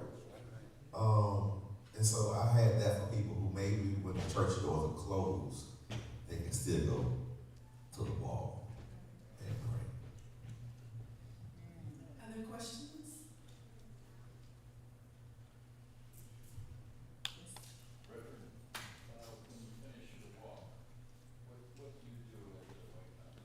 Thank you. Great question. I forgot to mention that when I hold my sign and also carry a wreath of 400 roses, symbolic of the 400 years of oppression that blacks have endured in this nation. And so I lay the wreath at the White House gate. And I pray and I read my scripture, same scripture I read out of City Hall, Isaiah 61. And I say some words of edification about the text, and I leave. I drive back, I don't walk back. My driver takes me back. And I do that as a public testimony, similar to Joshua and the Israelites walking around the walls of Jericho. And it has been nothing but the power of God that sustains that. God does that though. I've never before this walk to the White House, a reporter asked me from the Washington Post and the Baltimore Sun So how do you prepare? Like, what have you done before this? Have you walked 40 miles before? Who walks 40 miles? 30? Why? 20? Are you kidding? 10? And I was about to say another H word, but no, I'm not saying that. No. 5? No. The first I've ever walked before now may be to the mailbox. But this is all God. You know, the same God that made a tent maker, an apostle, and a vineyard planter, a shipbuilder named Noah, you know, and a servant, a savior of the people named Moses, and a carpenter, savior of the world, Jesus Christ. And so this experience reminds me that truly nothing is too hard for God. And so I try to give and make sure that during my walk, I give God all the praise. And I don't ask for money, because I said money, what does not move me? What does move me? Food. I ask for prayer, but I do tell folks they want to come bring me some watermelons, bananas while I'm walking, and water. I'll be glad to take that. So yeah, that's what I do. And if people want to help, those are the things I say. We always can use some refreshments. Gatorade, especially the hotter it gets, the more. I'm still thirsty. I walked on Wednesday. It's Friday. I'm still thirsty. So it's just something that you have to replenish your body of. I do wear out of walking shoes a lot. My chiropractor gave me some new inserts. So that's another thing. But I'm thankful that God carries me. I've done 21. I never say I plan to do another one, but I never say I will finish another one. I plan to do another one on the 5th of July. I pray that God allows me to finish it. But guess what? If God tells me stop, I'm gonna stop. And I'm gonna be fine with it and still advocate for reparations. I'm ready to answer your question now that I almost got emotional about. I didn't get emotional. Did you get me with anything in my eyes and hands? Good. Edit that out. Good. All right, I'm ready to answer that question. Are we done? I need to stop. The question was why I left. Wasn't that the question? Yeah, and it was, I was trying to tell you how hard it was and how I came here hearing from God from Birmingham. And I was, yes. And I had the offer. To go. And I knew God was in it. You know how I knew God was in it? I went to sleep one night. God gave me a dream. I was preaching. In this dream, I was preaching in a church with green carpet and green chairs. Green carpet, green chairs. And behind me was the bishop of this district and the founder of that church. If you know who the founder of that church is, you know what I'm talking about. I wake up the next morning. The founder of the church is Jamal Brown. I wake up the next morning and I get a call from the bishop that I just had in my dream. Asking me, I was on a walk with my wife. I was walking, down by the gathering place. They got a little trail. And I said, I guess we just called. And I told her. And I told her about my dream. I didn't tell her about the dream when I had it, when I woke up, but I told her about my dream. And I was like, I think God wants me to go. But guess what? I still didn't want to go. Why? I love y'all. I love Tulsa. I had made something here that people thought was not possible. When I got assigned to this church, folks thought I had done something wrong. They said, who you done made mad? Who have you upset to get assigned to Vernon? But I love this place.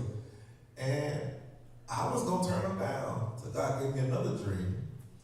I was in the pool that we had just got built at the parsonage. And in the pool, in my dream, had green algae. And I was drowning. And I had drank some of it. And I was about to die. And This was right after some of these folk attacked one of my members thinking he was me. And God told me, wow, if you stay here, you ain't gonna live long. So I woke up that next morning. I called the bishop. Said, you know what? I think it's about time. And I felt like I had done the work God sent me here to do. I really do. And I'm happy to see the church progress. I'm happy to see the food ministry continuing. But I really feel like what God sent me here to do, I feel like I accomplished that. And I think the work is still not yet done. There's more work that they're doing than they should do, I thank God. But the work that I was assigned to do, I think I did. And God speaks to us in dreams. I believe that. My grandma told me that. I believe that. And so I want to thank you for all the work that you've done and all the work that you continue to do, and for sharing your love and your insights with us today.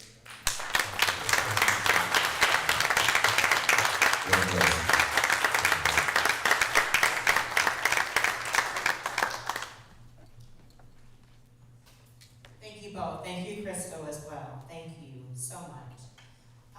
Before I give final announcements, I would like Sister Aziza to give us some direction on a press conference that we'll have before we conclude. Thank you, Robin. Thank you. So I'm so excited. One, I'm thankful for all of this, all the pouring into us. Thank you, Robin. Thank you to the church. Thank you to everybody who presented. But it's really important for us not only to be poured into, but to be able to stand in solidarity and pour back. And so tomorrow at 2:30 outside of the church, there will be a press conference where we'll, one, stand in solidarity for our brothers and sisters here in Tulsa. Also in the work that has been done in Evanston in the lawsuit against the reparations work, but also to push Biden to earn the black vote, and have and form a reparations commission by signing executive order for a reparations commission. So it would be good to have as many people as possible outside the church at 2:30. Well, before 2:30, it will start at 2:30. There are folks that have been charged to speak. If you're a pastor and academic, please keep it to an elevator pitch, 1 minute, 1 minute and a half, so that we can have as many powerful voices as possible to be in solidarity for all the work that's been done thus far. Thank you, Robert. Thank you, Aziza. And everyone, keep checking your WhatsApp app for more information. And then a few closing bits of information. Please, immediately after this, Dr. Turner will be in the lobby with the book, courtesy of our incredible funders and also Dr. Robert Turner and his ministry. That book is going to be available to everyone that's here. Thank you, Dr. Turner, for that.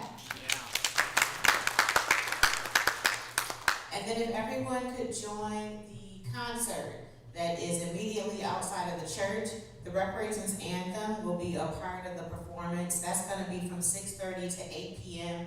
I'm hoping everyone can come. The artists are here. They are legendary. Please do learn more about, I see you, Billy, yay.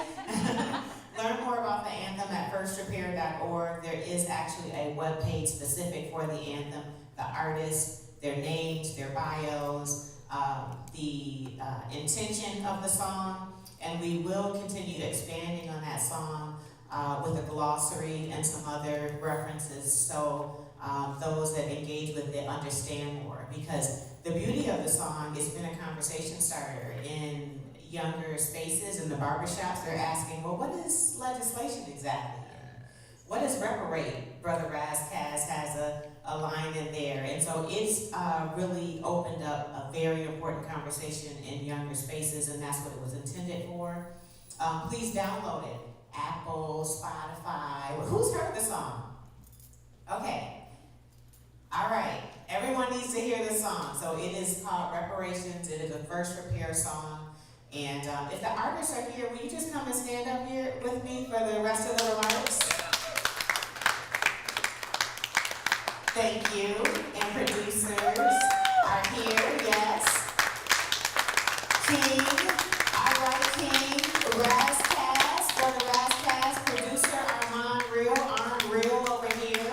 And that's, we don't have, well, you've seen Kai-Asia and you've seen Golden Child. So I want to make sure that we go and support them.